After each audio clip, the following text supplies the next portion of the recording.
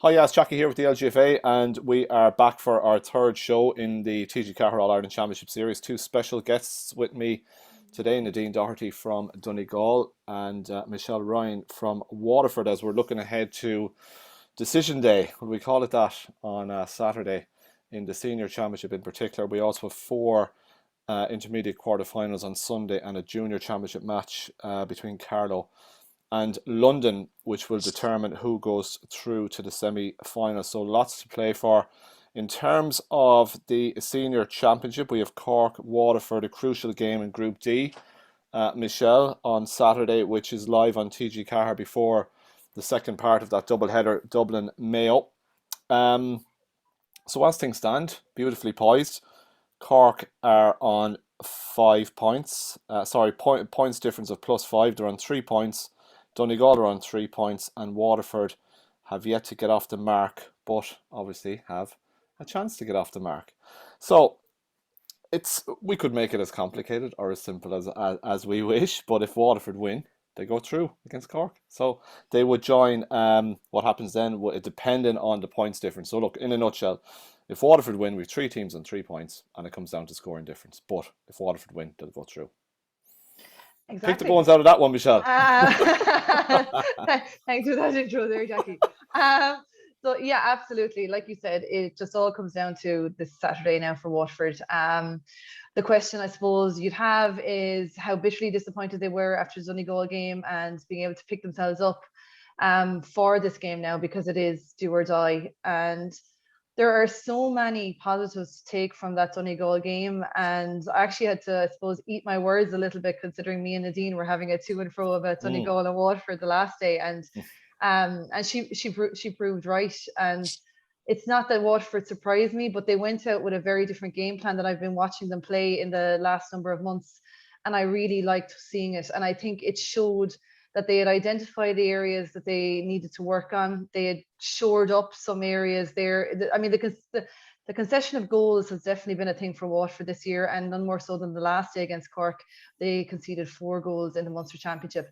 So they played pretty defensively against Donegal, and then went out a little bit more in attack in the second half, and then they introduced a few more attackers to add to that attack. Now, it did leave them a little bit more open in the second half against Donegal, but at the same time, it made sure that they were still in the game at half time, and that they weren't being penalised by goals after doing such Trojan work going up the field. So I'm looking forward to seeing them bring that style to Cork, because having played Cork twice this year already, and as I said, the goals probably being the difference in the end and being a little bit more open at the back than they would like, now that they have a system, that whether they can implement that against Cork and for it to reap rewards. So that's really what I'm looking forward to. And look, it's a good old Munster rivalry. It's a good old rivalry between two neighbours. We've never been afraid of that. We've always looked forward to it. We know each other pretty well, and although they do have the upper hand and have so for a number of years, I think there's always been a belief in Waterford that you can beat Cork, and the first thing you have to have is belief at the end of the day. But like you said, do or die the contest on Saturday and for Waterford. Yeah, so they met in the Munster semi-final, obviously, Michelle, and Kerry Tipper on the other side of that draw. So it appears that Waterford have improved since that Munster semi-final. Whatever they've done in that block of time, Michelle, has obviously worked quite well. Now, obviously, all will be revealed on Saturday. Have they closed that gap on Cork? That's it. And I suppose the other thing that was noticeable in the Donegal game was, even before throwing, the amount of changes that were made. A few girls were left on the bench and kind of came on and were definitely impact substitutions for Waterford, and that worked pretty well. I think Aileen Wall, when she came on the second half, a girl of her experience is going to be a benefit to a team anyway, but it was a case of being able to have a targeted side and let in long ball and then have the runners come off her. And I mean, it was Ashley Malani who came off the bench and got the goal. Bridge McMaw, she's a young girl from my own club who was only on the panel with maybe 2 years at this stage, really created havoc and drew a lot of fouls on herself to create chances and speed up the play around the middle of the field. She brings a physicality to it as well. So I think Waterford have been working very hard over the last number of weeks on their attacking play, instead of being lateral, being attacking and supporting runs off the shoulder to break through that wall of defence, because they need to. Waterford have pace. They've always had pace, but being able to use that pace efficiently. and not allow teams to set up in front of them is the biggest thing. And that was one of the key issues against Cork the last day. So having seen that improvement against Donegal a few weeks ago, I'm hoping to see it again this Saturday.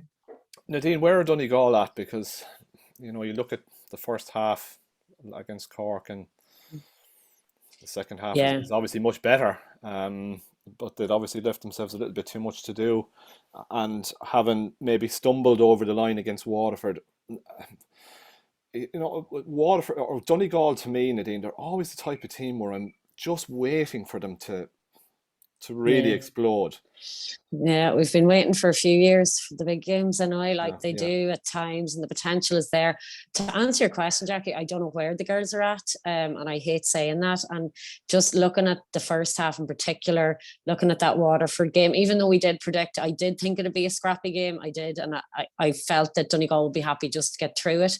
But even looking at, patches of that Ulster final, I don't know where they're at. And I don't know if the girls themselves know where they're at. It's very difficult. You look at that team and they're nearly primed and conditioned for the Dublin games or the Meath games. And then you come up against a completely different animal in Waterford and Cork, who I feel, I suppose, they have huge pace in attack, and they don't really hold that possession around the D. They don't do that recycling, and the Donegal defence is kind of set up to compete with that. And they just had those Cork runners. They couldn't handle it. Like, they were absolutely blown out of the water in those first 30 minutes. In saying that, they had a huge number of chances at the other end. And, Karen, Yvonne, Geraldine, who are usually so on the ball and, so accurate. Donegal probably missed, you could say, 1-5, 1-6 themselves. And they wouldn't have had that mountain to climb. But just defensively, the last 3 games, you could say, at the Ulster final, Donegal defensively, it's really worrying. And another thing as well, Jackie, is, and it's not just Donegal, I think it's a lot of teams outside of possibly Dublin, basic mistakes, like basic ball retention. And it's not from, a tackle, it's not from pressure from the other team. A huge amount of Donegal's mistakes are just basic. A basic hand pass, a basic kick pass. It can be careless. And it was an Achilles heel that I thought they'd rectified at the start of this year, but it just seems to be creeping back in. And a huge factor as well in that Cork game and the Waterford Armagh game, the pressure on the Donegal kickouts really, really has put them to the pin of their collar. And there have been a lot of mistakes there, and that's cost them.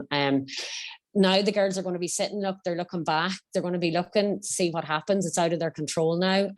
I didn't think it would be out of their control. I thought they would have been home and dry at this stage, but it's not a nice place to be. And I think if they do get through, which I do expect Cork to beat Waterford, it's going to be tricky for Donegal to pick themselves up. I think it is going to be hard. And as we discussed before, finishing second in the group, you're looking at the Dublin side of the draw, and nobody wants to be there at this point in time, so. No, it's a lovely segue actually to Group A, which is the Dublin and Mayo group, Nadine, which is obviously Dublin are on top, and they play Mayo for top spot at the weekend, and Tipperary and Cavan also meet, and the winners of that will stay up, and the losers of that game will go into a relegation match. So it's quite interesting across the board.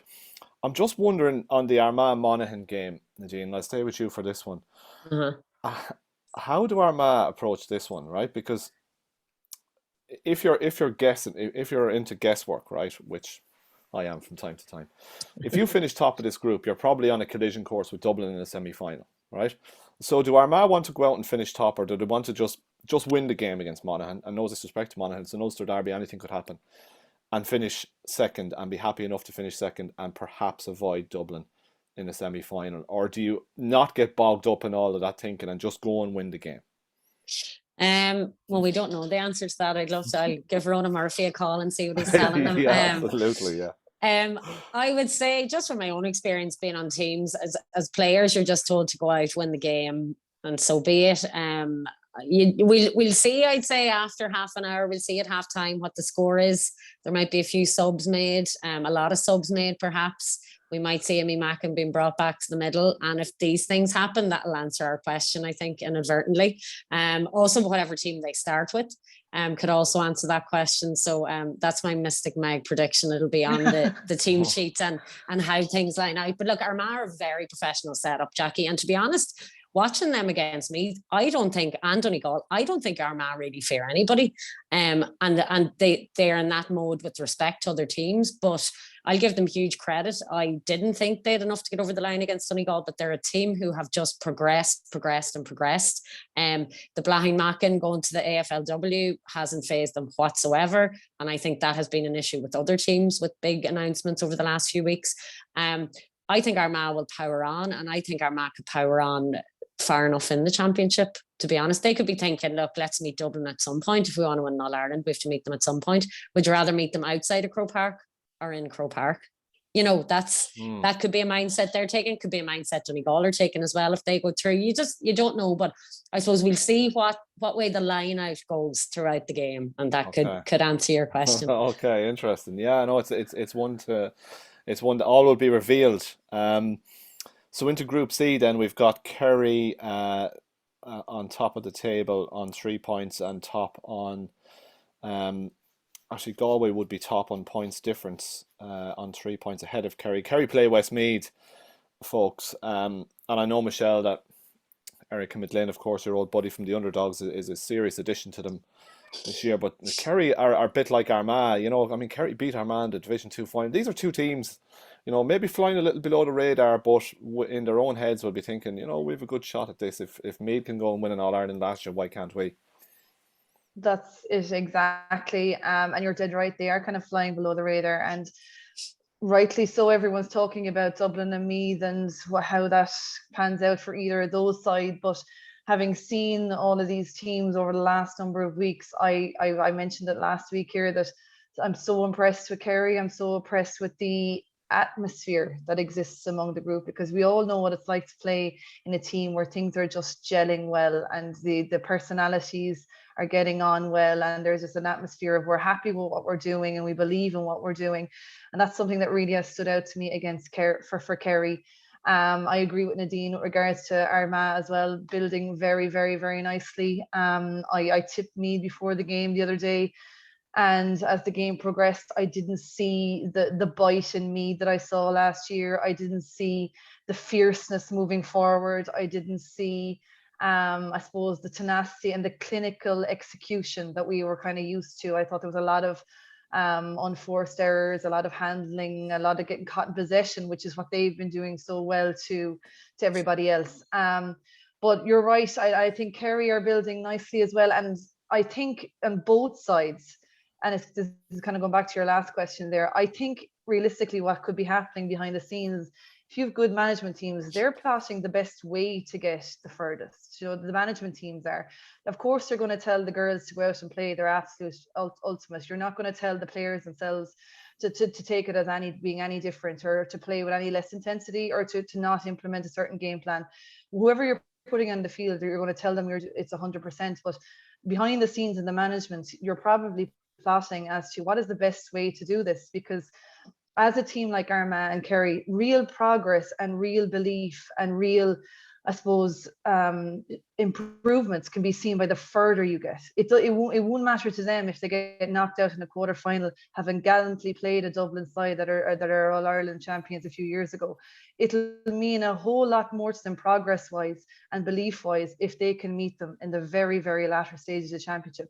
And that goes for Kerry, that goes for Armagh, it goes for Mayo, Donegal, whoever it is. So to my mind, it is the likes of Dublin and Meath who won't care. You know, it's everybody else will be seeing what is the furthest we can get behind the scenes. Yeah, interesting. Very, very interesting games coming up at the weekend, and we'll see how hard some teams go and how hard other teams decide not to. So it'll be very, very interesting.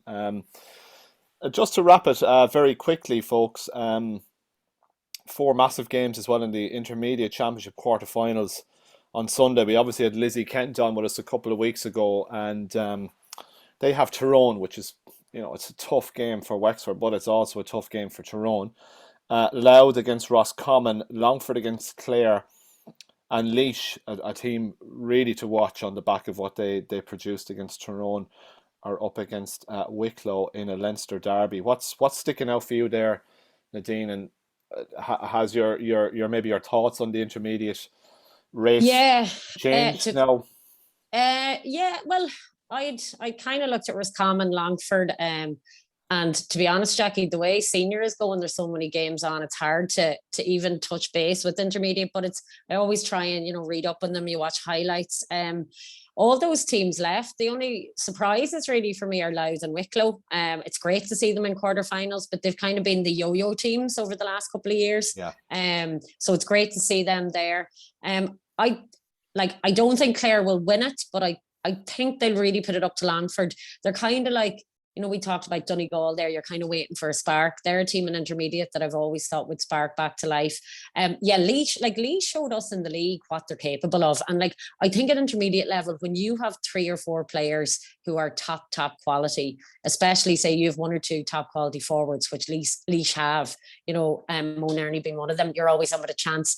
I expect Laois to beat Wicklow, Longford to get over Clare. And I think Roscommon obviously will get over Longford, but not easily. And I think the pick of the bunch is Tyrone and Wexford, and that's really, really hard to call. Just what Michelle was saying earlier about, teams gaining momentum as the championship goes on.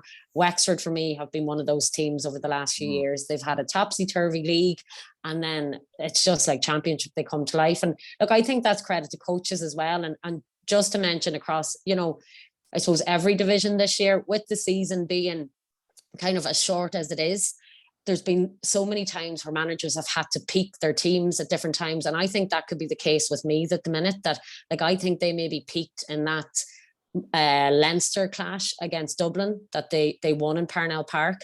And I think they're finding it hard to get back to that level. And it's going to be a massive, I suppose, influence on the rest of the championship, what coaches have got their training plans right. And I think we'll see it over the next few weeks. And I think Wexford could be one of them. And I'm not just saying that because Izzy was on the podcast a few weeks ago, but just going by the way they've been the last few weeks, it looks like that is the case. And look, that intermediate championship, it's always so competitive. I mean, really competitive. Yeah, it looks great. And just Jackie, before we go at the weekend, I know the LGFA and Michelle and a lot of friends have been, putting this forward for us and putting it out there. And we spoke about Donna Dunnion, our good friend who passed away in February from cancer, but her family and her friends and her best friend, Nicola Lacey, who would have played with us with Donegal back in 2003, and Donna was part of that team. Nicola is spearheading a brilliant challenge, and I'm actually going to read it in case I forget anything. It's called hashtag a team for Donna, and people may have seen it online the last week or the last few days. So basically what you do is you pick a team that you've played on or you're currently playing on, you nominate one person in each category: the best trainer, the most skillful, and the biggest joker. You donate €5. There is a page set up. If you just put in hashtag a team for Donna, the page will come up. It's I donate, and all the funds are going to cancer care in the Northwest, which is the Donegal Hospice. And we're also playing a challenge game on Saturday against the Four Masters selection and from our Donegal team from 2003. So I'm not sure how many will be finishing the game, but we'll be there, and there'll be, collections on the day. So it's just a lovely way to remember Donna, because she was an absolute lady, and her family just want to keep her memory alive, and that will be done. So if everybody could just get it out there, if the whole LGFA community could come together, and the more videos we have going around in your Instagram, all your socials, it'll be really appreciated, and donate. Thanks. Absolutely, and we're delighted to promote that, Nadine. Absolutely, and you will see that link. I'll put that link on the bottom of the in the text on the YouTube post, and also on Facebook as well, so you can check out how to donate there and to read more about it. Nadine, you make some good points there about those intermediate quarterfinals, and very briefly to you, Michelle, on those. A very salient point on the likes of Wicklow and Louth, recent junior winners, more than holding their own at intermediate level. And there's Wexford beating finalists last year and coming back strong as well. Nadine mentions it's a very competitive championship. I think it's more competitive than I would have thought now, to be honest. I thought there might have been 1 or 2 standout contenders, Tyrone being one of them, but I think Laois beating Tyrone has really thrown the cat among the pigeons. Michelle, it seems to be a real levelling and squeezing of standards, that everyone is, it's more of a tighter pack than maybe people would have thought. It is, Jackie, and this is why I hated when you threw out that question a few weeks ago as to who am I selecting in the intermediate championship. Sorry. Because that's just the nature of the grade. The nature yeah, you of said it that. Is, yeah. The nature of the grade is you have your favourites, or you have the ones who you think logically are going to, come to the top in the end, and that's not always what happens. I mean, like you said, Tyrone, people would have thought, having come down from senior right, are very likely to maybe make the progress and make the step back up. But like Wexford, you said they're strong. I think they're stronger even than last year. I really do. I think they're much stronger. It's not. I think they have identified that they do not want to. I mean, the biggest lesson as a player can be the loss of a big final. You know, it really can. As a player and as a manager, you learn more from that than anything else, and it motivates you something fierce. That you don't want to experience that again. And I think that's what we're seeing in Wexford. I think Laois are coming incredibly strong. I really do. I think there's a little bit more in Roscommon. They would have been ones I would have picked for the latter stages as well, and I think they will overcome Louth. And I suppose off the back of their success in the league as well, and the players that they've had over the last number of years, they've been thereabouts come quarterfinals, semi-finals. I see them coming through, and Longford, I suppose, and Clare is the quarterfinal I wasn't really expecting, to be honest. Longford have shown how tough they are, and we've been spending a lot of time talking about the likes of Wexford and Laois and Tyrone and Roscommon, and maybe Longford got a little bit lost in the mix. But I think that, like you said, it is the fierceness of it. There is a lot less between the teams in intermediate, and that's just the facts of it. There really are. And a bit of momentum here and there. Intermediate is really the grade where you can build. You really do build, and you settle yourself down, and there never is, when you especially get to this stage as a championship, anything can happen. So yeah, I'm looking forward to it. As I said, Longford have had a good preparation coming into this game against Clare. Clare, we always talk about, have great ranks, players within their ranks, good experience as well. Sometimes I suppose the dual capacity kind of an impact on Clare as well. That's just the nature of it. But I have a feeling Longford could do it there in that quarterfinal as well. Yeah, it'd be interesting. Longford, as we've mentioned Longford before, they beat Westmeath last year in the first round, and then Clare are a team that on any given day can give anyone problems. When Tip won it a few years ago, I think it was a quarter-final, Clare gave Tipperary an unbelievable game. So on any given day, as you say, the intermediate championship can throw up all kinds of quirks and surprises, so we look forward to that. And on Sunday as well, Carlow against London in Netwatch Cullen Park there, and a victory for London would leave that table fairly interesting as well. So there's a lot to play for. So come Sunday evening, we'll be down to our quarterfinals in the senior championship. We'll be down to our semi-finals in the intermediate and junior championship. So loads to look forward to. So my thanks to Nadine Doherty from Donegal and Michelle Ryan from Waterford. Folks, thanks for coming on today. And don't forget to donate, as Nadine has mentioned there. And we echo those sentiments, and we hope as many people as possible get behind that fundraiser. So that's been the show for today, folks. We look forward to seeing you again next week. My thanks again to Nadine and Michelle. Here's Jackie. Thanks.